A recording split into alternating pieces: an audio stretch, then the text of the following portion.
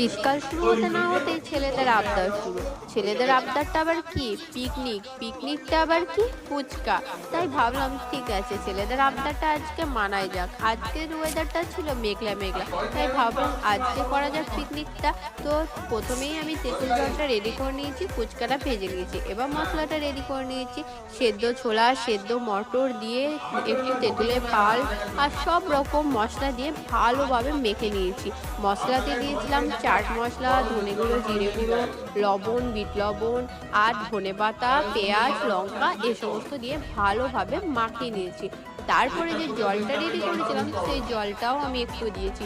তারপরে পাতাতে খাওয়াবো, তাই কদম পাতা সবাইকে একটা করে ধরিয়ে দিলাম। আর এই দেখো, 300 পিস ফুচকা সবার মধ্যে আমি খাওয়াতে শুরু করে দিয়েছি। আজকে আমি ফুচকাওয়ালি হয়ে গেছি এদের জন্য। যারা যারা ফুচকা পছন্দ করে তারা কিন্তু লাইক করবে আর কমেন্ট করবে।